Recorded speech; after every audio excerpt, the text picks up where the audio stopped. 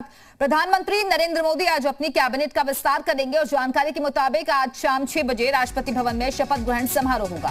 खबर है कि केंद्रीय मंत्रिमंडल में 25 मंत्री शामिल हो सकते हैं। सूत्रों के मुताबिक मोदी कैबिनेट में हर राज्य को प्रतिनिधित्व देने की कोशिश की गई है, जिसमें युवा चेहरों को शामिल किए जाने पर भी जोर रहेगा। इसके साथ ही नई कैबिनेट में महिलाओं की भागीदारी पर फोकस रहेगा। दलित ओबीसी समुदाय का प्रतिनिधित्व भी बढ़ाए जाने की खबर है। वहीं नई कैबिनेट गठन के बाद पीएम की टीम में SC/ST के 10-10 मंत्री और ओबीसी के 25 मंत्री हो सकते हैं। बताया जा रहा है कि उच्च शिक्षित लोगों को कैबिनेट में लाने की कोशिश की जा रही है, जिसमें पूर्व सीएम, अनुभवी पूर्व मंत्री और प्रशासनिक अनुभवी लोगों को शामिल किया जा सकता है। वहीं आज होने वाले नए कैबिनेट गठन से पहले सुबह मोदी कैबिनेट की बैठक भी होगी।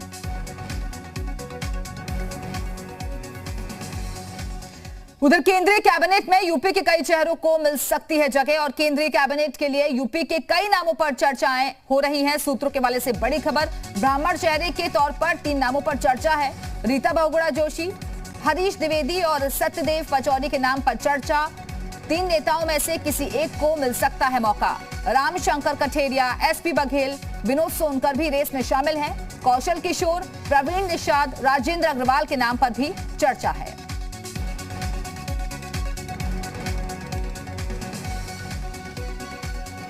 तो इस वक्त की बड़ी खबर, मोदी कैबिनेट का आज शाम 6 बजे विस्तार होने जा रहा है और माना जा रहा है कि इसमें हर राज्य को प्रतिनिधित्व देने की कोशिश होगी। खासतौर पर अगर हम यूपी की बात करें तो यूपी के कई चेहरों को भी इस कैबिनेट विस्तार में जगह मिल सकती है। कई नाम चर्चाओं में चल रहे हैं। ब्राह्मण चेहरे के तौर पर 3 नामों पर चर्चा है। रीता बहुगुणा जोशी, हरीश द्विवेदी और सत्यदेव पचौरी के नाम पर चर्चा।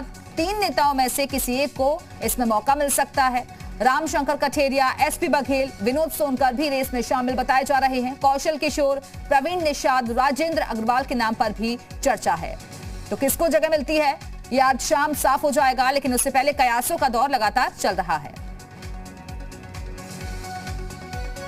और इस वक्त 2 सहयोगी हमारे साथ जुड़ चुके हैं। दिल्ली से हमारे साथ हमारे सहयोगी हिमांशु शुक्ला जुड़ गए हैं।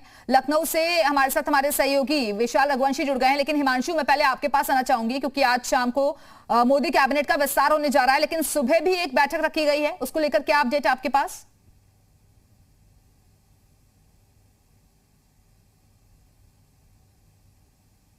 नाम पर अंतिम मुहर लगेगी और अभी जो स्थिति है, क्योंकि 81 मंत्री के पद हैं और इस समय प्रधानमंत्री नरेंद्र मोदी को मिलाकर ये 53 हो जाते हैं, यानी करीब करीब 28 मंत्री पद अभी भी रिक्त है जिन पर चुनाव होना है।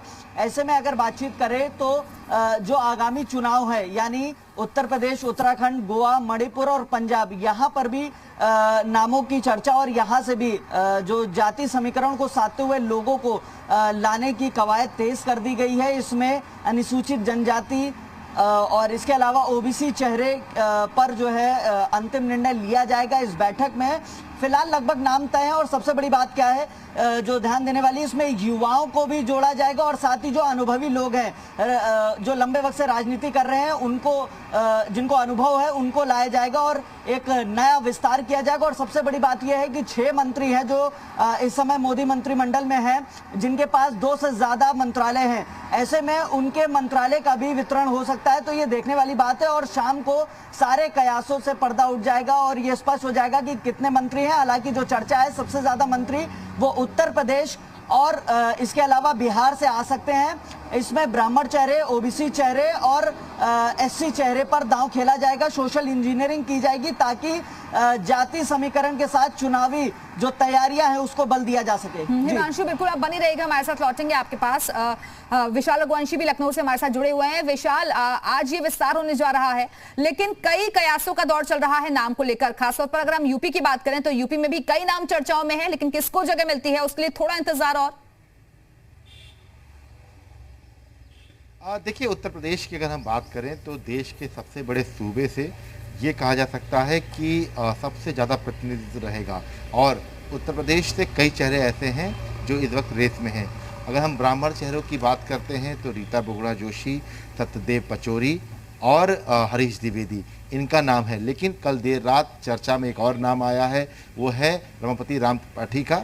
माना जा सकता है कि हो सकता है कि जो संत कबीर नगर की बेल्ट है, गोरखपुर की बेल्ट है, बस्ती की बेल्ट है, उसमें चूंकि रमापति राम त्रिपाठी को लेकर एक समान भाव रहता है, तो शायद यही वजह है कि पूर्व प्रदेश अध्यक्ष होने के नाते भी हो सकता है कि उनको मंत्रिमंडल में शामिल भी किया जाए, और वक्त मौजूदा सांसद भी हैं। एक सीमा द्विवेदी का नाम भी अचानक से कल देर रात चर्चा में आया है कि अगर रीता बहुगुणा जोशी को नहीं चुना जाएगा तो सीमा द्विवेदी भी ब्राह्मण चेहरे के तौर पर हो सकती हैं। अभी हालांकि रीता बहुगुणा जोशी रेस में सबसे आगे हैं। फैक्टर ये है कि रीता बहुगुणा जोशी चुकी हैं, ऐसे में ये कहा जा सकता है कि उत्तर प्रदेश में उनका एक बड़ा वोट बैंक है, और ख़ास तौर से जब वो विधायक थी तब भी उनका एक अच्छा खासा जो है कह सकते हैं कि जनता के बीच में प्रेम था, तो हो सकता है कि उनको जो है मंत्रिमंडल में जगह दे दी जाए। इसके साथ साथ कुछ और नाम हैं, जैसे कि सत्यदेव पचौरी। सत्यदेव पचौरी उत्तर प्रदेश का बहुत पुराना राजनीति का नाम है। हालांकि एज फैक्टर उनके सामने आ सकता है क्योंकि 73 ईयर्स के हैं सत्यदेव पचौरी, तो एक एज फैक्टर का एक मामला है वो सामने आ सकता है। इसके साथ साथ जो कुछ और नाम है जिनको लेकर चर्चा है, रामशंकर कठेरिया, ऑलरेडी वो एक बार कैबिनेट में सेंटर रह चुके हैं, तो उनको एक बार फिर से जगह दी जा सकती है। इसके साथ साथ एसपी सिंह बघेल बड़ा नाम है, और पिछली बार भी चर्चा में था कि एसपी सिंह बघेल को केंद्रीय कैबिनेट में जगह दी जाएगी, लेकिन किसी कारणवश वो केंद्रीय कैबिनेट में नहीं शामिल हो सके। इसके साथ साथ विनोद सोनकर, ये एक महत्वपूर्ण नाम है कि इसको लेकर भी चर्चा हो रही है कि विनोद सोनकर को भी हो सकता है कि उत्तर प्रदेश से केंद्रीय कैबिनेट में जगह दी जाए।